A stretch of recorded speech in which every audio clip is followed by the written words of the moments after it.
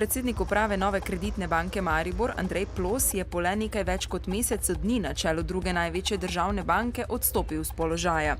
Kaj so vzroki za odstop, še ni znano. Govori se, da je Plosov odstop povezan z blokado v nadzornem svetu in z različnimi mnenji članov o njegovem ponovnem imenovanju. Nadzorniki naj bi o odstopu Plosa odločali na petkovi seji. Plos bo sicer funkcijo predsednika uprave opravljal do nastopa nove uprave. Kot najresnejši kandidat za Plosovega naslednika pa se v medijih omenja sedanji generalni direktor Pošte Slovenije Aleš Hauc. Francoski Alstom prevzema gradbišče 6. bloka termoelektrarne Šoštanj in bo začel montirati jekleno konstrukcijo. Glavni dobavitelj je sicer do danes zahteval državno poroštvo, kdaj ga bo projekt dobil, pa ni znano.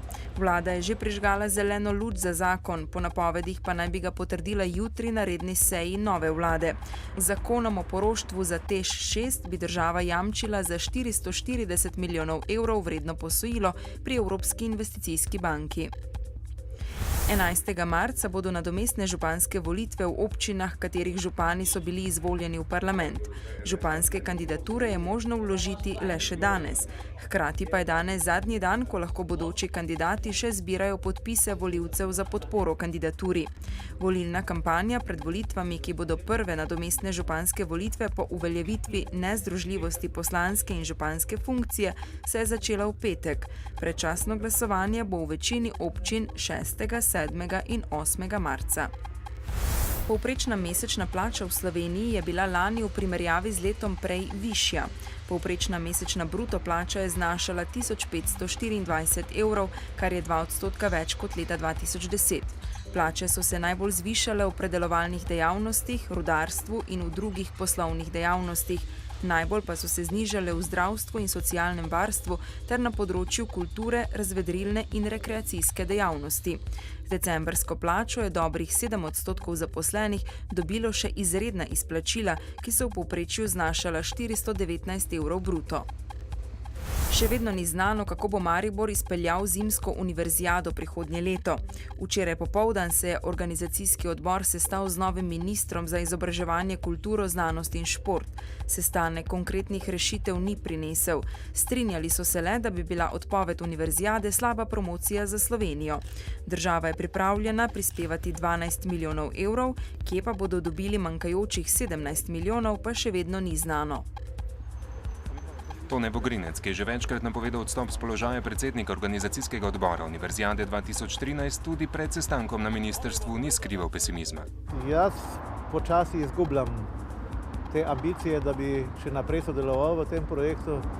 Minister Žiga Turk je namreč včeraj napovedal, da bo država projektu namenila le slabo tretjino od potrebnih 30 milijonov evrov.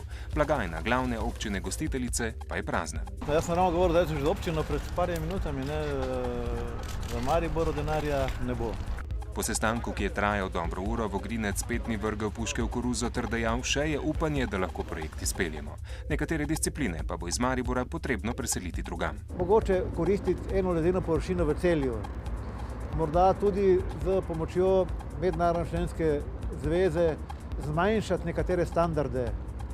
Če se Maribor odreče tekmam za hokej, pa se ne more odreči biatlonskim preizkušnjam, torej izgradnji novega tekaškega poligona pod Pohorjem in cevovodu za zasneževanje. Na drugem področju Slovenije bi težko našli partnerje, ki bi bili pripravljeni vložiti tudi gotovo finančna sredstva, kar pa je Maribor na nek način pripravljen.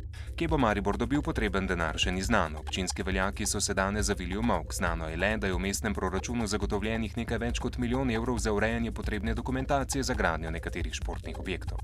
Z ministrstva pa nismo dobili konkretnega odgovora, ali država še vedno vztraja, da bo za univerzijado namenila samo 12 milijonov. Sodeč po skopem sporočilu za javnost, odpovedi tekmovanja ne razmišljajo. Naselitev univerzijade, v katero drugo državo pa ne bi pristala niti Mednarodna univerzitetna športna zveza.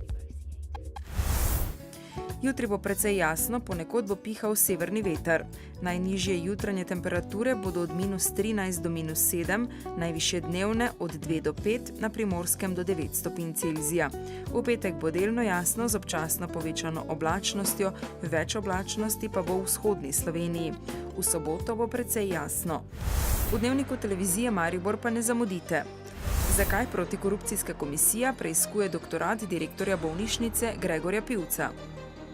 Mariborska snaga je danes tudi uradno prevzela vodenje zavetišča za živali. V mariborskem gledališču smo bili priča kabarejskemu spektaklu o življenju ostarelih umetnikov. Bodite z nami ob 18.